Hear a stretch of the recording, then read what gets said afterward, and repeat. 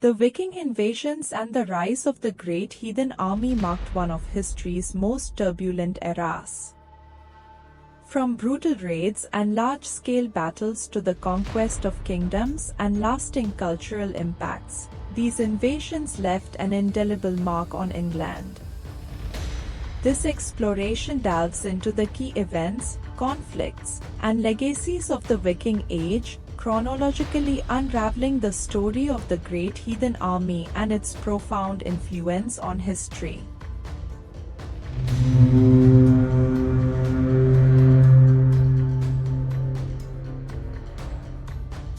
In 793 AD, on the holy island of Lindisfarne off England's northeast coast, the once peaceful monastery was attacked without warning by Viking raiders. The brutal assault on this sacred site shocked Christian Europe, marking the beginning of the Viking Age. The Northmen's swift and merciless raid left a trail of destruction and became the first of many coastal assaults that would terrorize England for decades to come. In the years that followed, these raids became more frequent. The Vikings targeted monasteries and coastal settlements, exploiting England's rivers to penetrate deep into the land. The goal was simple: to plunder wealth quickly and retreat before local forces could respond. But as time went on, Viking ambitions grew, evolving from mere raiding to full-blown invasions. The year 865 marked a turning point.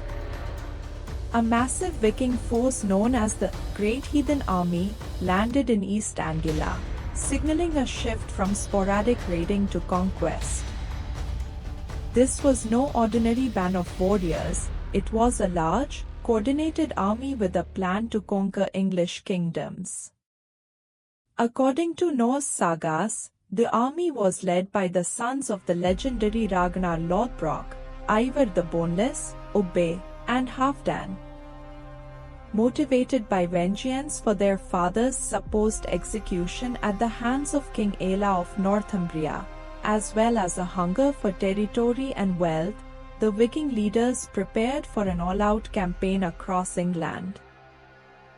The Great Heathen Army did not immediately ravage East Anglia.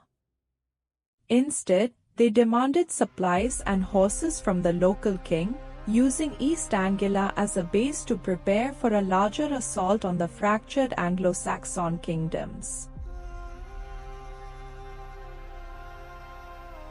In late 866 AD, the Great Heathen Army moved north to Northumbria, where the kingdom was already weakened by internal strife. York, one of the most important cities in the kingdom, fell to the Vikings after a swift and decisive attack on 1st November. The fall of York was not just a military victory, it was a statement of Viking dominance. In early 867 AD, the Northumbrian kings, Aella and Osbert, put aside their differences and attempted to retake the city. In a bloody battle at the gates of York, the Northumbrians were decisively defeated.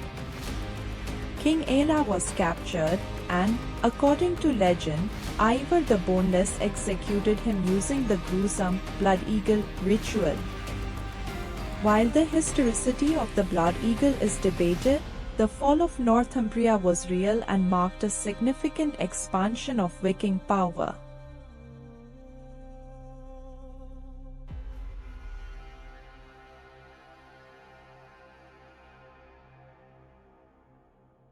With Northumbria under their control, the Great Heathen Army set its sights on Mercia. In 867, they captured Nottingham, strategically placing themselves in the heart of the kingdom.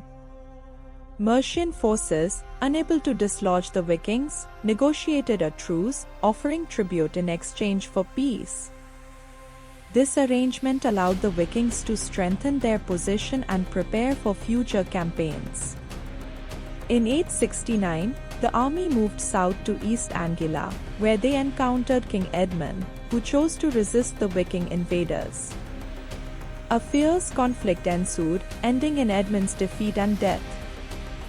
He would later be venerated as a saint and martyr, remembered for his bravery in the face of the Viking onslaught. The fall of East Anglia further expanded the territories under Viking control. By 870 AD, the only major Anglo-Saxon kingdom still resisting the Vikings was Wessex. The Great Heathen Army launched a campaign against Wessex, winning some initial victories and capturing towns such as Reading. King Alfred, who became king in 871, faced tremendous pressure as the Vikings pushed deeper into his realm. Despite some setbacks, Alfred's forces managed to hold their ground through a series of skirmishes and strategic retreats. The conflict reached a boiling point in 878 AD, when a surprise Viking attack forced Alfred to seek refuge in the Somerset marshes. Using guerrilla tactics, Alfred rallied his forces, leading to the decisive Battle of Edington. The battle saw Alfred achieve a significant victory, forcing the Viking leader Guthrum to surrender. The subsequent Treaty of Wedmore in 878 not only led to Guthrum's baptism but also established the boundaries of the Danelaw, a region in England under Viking law and governance. The Treaty of Wedmore marked the creation of the Danelaw, a region stretching from Northumbria in the north to East Anglia in the southeast. Here, Viking law and customs prevailed, and Norse culture left a profound mark on the local population. The establishment of the Danelaw was not just a political development, it was a cultural fusion that saw the blending of Norse and Anglo-Saxon traditions. York, renamed Jorvik by the Vikings, became a thriving hub of trade, with connections across the North Sea. The city was a melting pot of cultures, where craftsmen, traders, and settlers coexisted. The legal practices in the Danelaw differed from those in Anglo-Saxon England, incorporating Norse customs such as trial by ordeal and vergild, compensation for crimes. Archaeological evidence from this period shows a vibrant society with influences from both Norse and English traditions. King Alfred's successors continued his legacy, launching campaigns to reclaim lands from the Vikings. Alfred's son, Edward the Elder, and his daughter, Aethelflaed, Lady of the Mercians, played crucial roles in the reconquest. By combining military might with strategic diplomacy, they reclaimed key territories in the Danelaw. The reconquest reached its pinnacle in 937 AD, when King Athelstan, Alfred's grandson, faced a formidable coalition of Scots, Norse-Irish, and Vikings at the Battle of Brunanburh. The battle was one of the largest and bloodiest in Anglo-Saxon history, resulting in a decisive victory for Athelstan. This victory cemented his rule over a unified England, dealing a significant blow to the Viking threat. Though the power of the Great Heathen Army had waned, the Viking Age in England wasn't over. In 1013, King Svein Forkbeard of Denmark invaded England, and by 1014, his son, Sinead, would secure the throne. Sinead's rule marked the height of Scandinavian influence in England, as he ruled over a North Sea empire that included Denmark, Norway, and parts of Sweden. Sinead maintained stability through shrewd governance, merging Anglo-Saxon and Viking practices. His reign was characterized by relative peace, a stark contrast to the earlier violent conquests. However, the Viking legacy in England would eventually decline after Sinead's sons died without heirs, leading to the restoration of the Anglo-Saxon line with Edward the Confessor in 1042. The final chapter of the Viking Age in England came with the Norman conquest in 1066. Though the Normans were themselves descended from Vikings, they had adopted French customs and language. William the Conqueror's victory at the Battle of Hastings ended the era of Viking invasions, as the Normans established a new ruling dynasty in England. However, the Viking legacy endured through the cultural and linguistic influences left behind, particularly in regions that were once part of the Danelaw.